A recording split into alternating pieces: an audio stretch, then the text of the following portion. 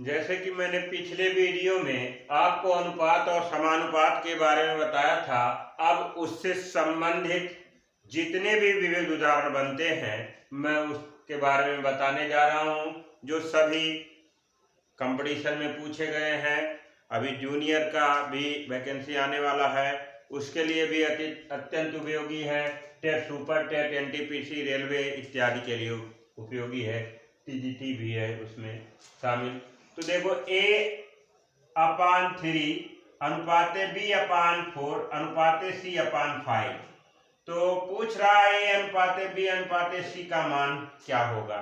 देखो, जब भी बटे में रहे तो हम तुरंत का तुरंत इसका 1 सेकंड भी नहीं लगेगा, आंसर हम बता सकते हैं। इसका अनुपात 3:4:5 रहेगा। जब भी अपान में रहेगा तो ये जान जाओ A अनुपाते B अनुपाते C हमेशा समानुपात संबंध, यानी कि इसमें जो होगा समानुपात होगा, यानी बराबर हो जाएगा। जब भी बटे में रहेगा तो ये जान जाओ, चाहे हम इसे A/3 लिखें चाहे 1/3 लिखें, यहाँ 1/3 भी लिखा जा सकता है। तो कोई बात नहीं, चाहे 1/3 कहो चाहे A/3 कहो, बात वही है। अब यहाँ पर जब भी अगर ऐसे रहेगा तो ये जान जाओ हम जो है इसे डायरेक्ट लिख देंगे ABC, A 3:4:5 और बस आंसर हो गया 3:4:5।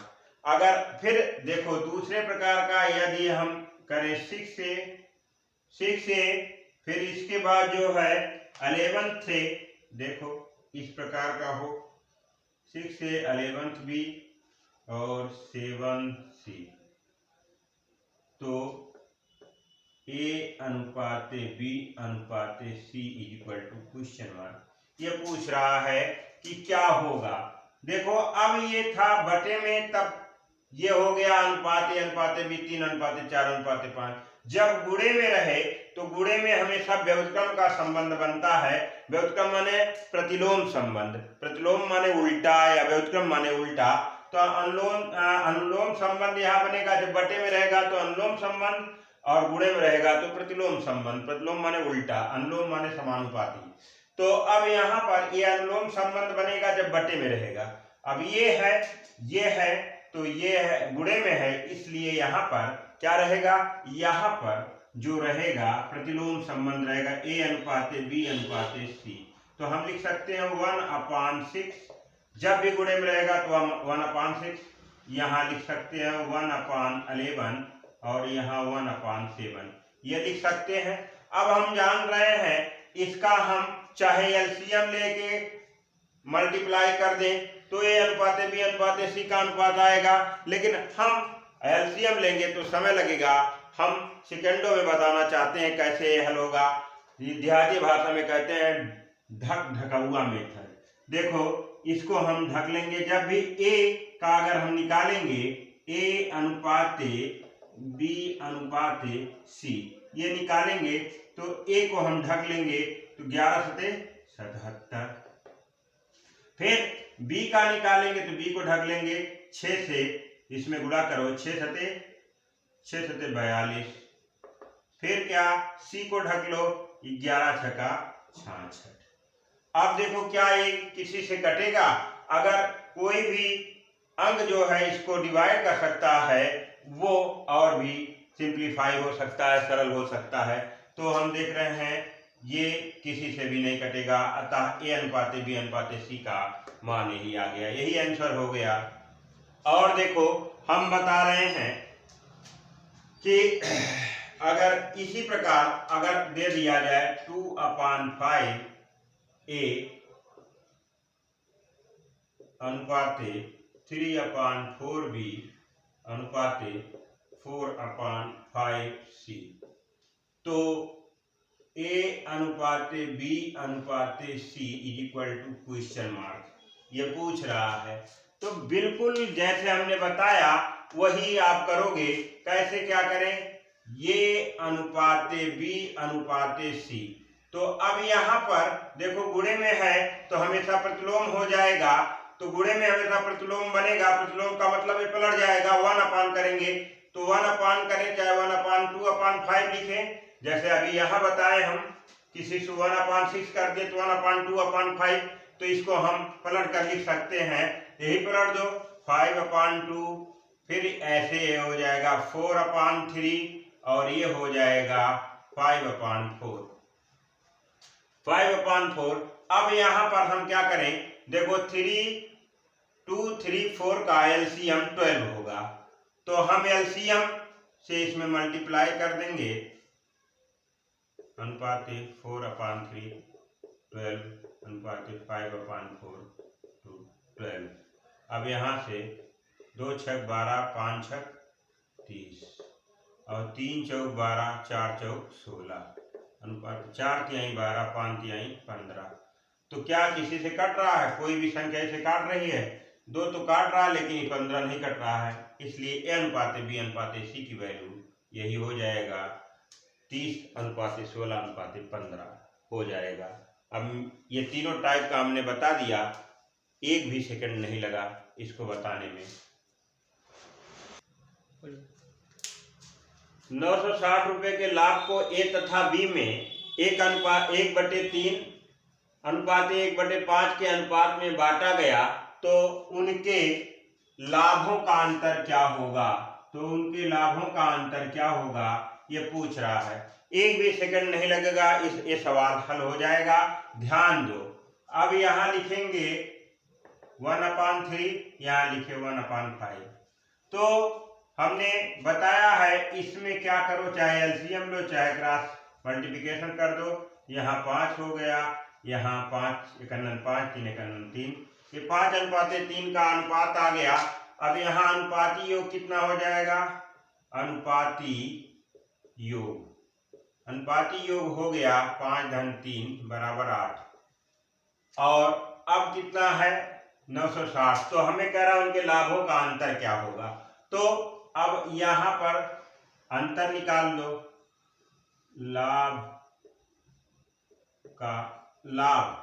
अब लाभ का अंतर क्या होगा ये पूछ रहा है, लाभ का अंतर। अब लाभ का अंतर देखो, यहाँ से अंतर हमें मिल जाएगा, अंतर कितना मिला 5 और 2, यानी उनके अनुपात में लाभांश जो है 2 का है। तो अब हम कुल टोटल कितने रुपए हैं 960, और अनुपाती योग कितना है 8, और यहाँ अंतर कितना आया 2, बस हो गया। अब यहाँ से 8 से काट दो, 8 × 8, 8 दूनी 16, 12 दूनी 24, 240 रुपया अंतर हो गया, बस तुरंत हो गया यह। तो देखो कंपटीशन में तुरंत हल करने के लिए कॉन्सेप्ट क्लियर होना चाहिए, तो तुरंत हल हो जाएगा, सेकंड भी नहीं लगेंगे। अब हम बताने जा रहे हैं अगला प्रश्न।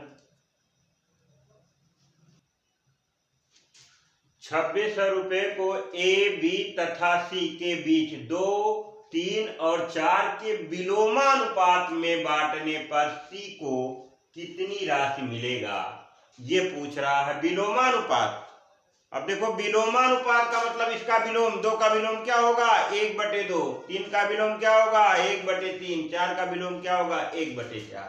तो यहाँ हम लिख दे रहे हैं विलोमानुपात पूछा है 1/2 और 1/3 और 1/4।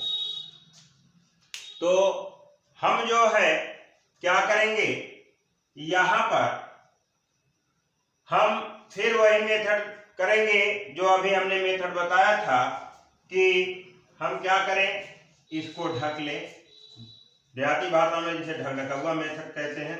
ध्यान दो, यहाँ पर इसको ढक लेंगे। अब ए अनुपात बी अनुपात सी हम बता रहे हैं, तो हो जाएगा, इसको ढकें 4 तिहाई 12, बी को ढकें 4 दूनी 8, सी को ढकें 3 दूनी 6। चाहे एलसीएम निकाल के भी कर सकते हैं, लेकिन ये आसान हो जाता है और सिंप्लीफाई हो जाएगा। देखो किससे कटेगा, 2 से कट जाएगा, 2 छक 12, 2 चौक 8, 2 तिहाई 6, सेम, यानी एक ही अंक ऐसा हो जो सबको काटे, तो 2 से कट रहा है, ये आ गया। अब यहाँ पर कह रहा है विलोमानुपात में बांटने पर सी को कितनी राशि मिलेगा, तो अब अनुपाती योग निकाल लें हम। अनुपाती योग, अनुपाती योग कितना हो जाएगा 6 धन 4 धन 3, 6 4 10 3 13, अनुपाती योग हो गया 13। अब हम क्या कर सकते हैं, सी का लाभांश पूछ रहा है, सी का लाभांश, सी का लाभांश, सी का लाभांश निकालने के लिए टोटल कितना है 260 रुपये और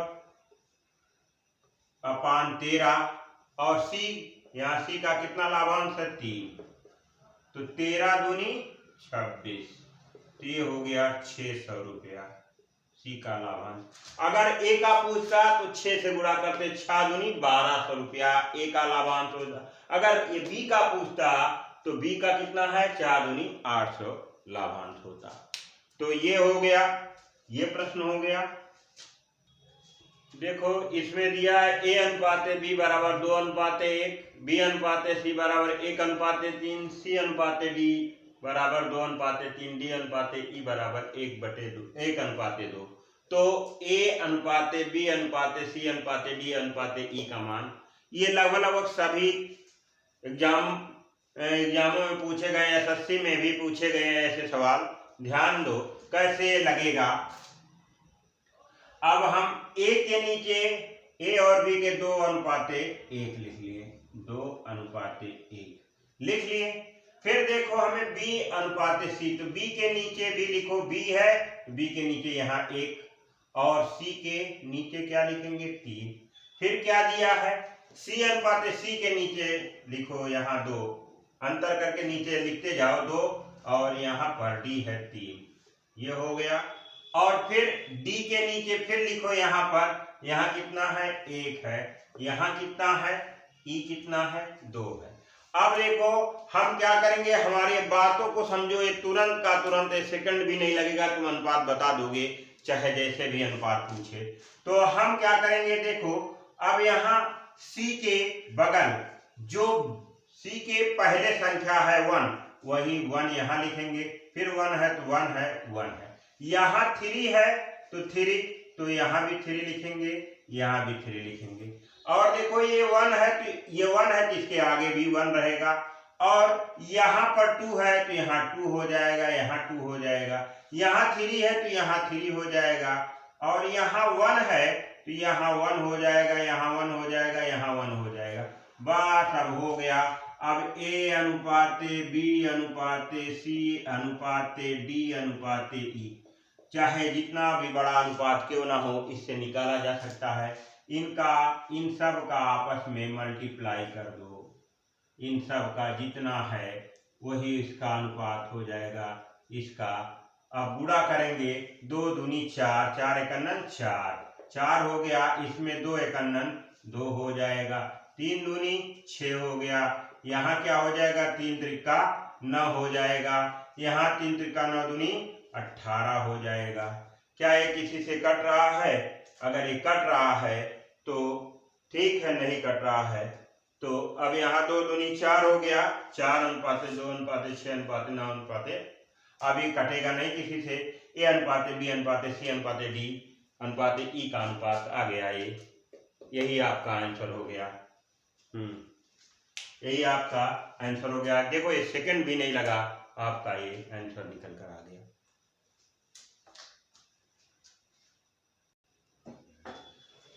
देखो अगले नेक्स्ट वीडियो में इसके और एग्जाम्पल को मैं बताऊंगा। अगर मेरा चैनल आपको अच्छा लगा हो, लाइक करें, शेयर करें और सब्सक्राइब अवश्य करें।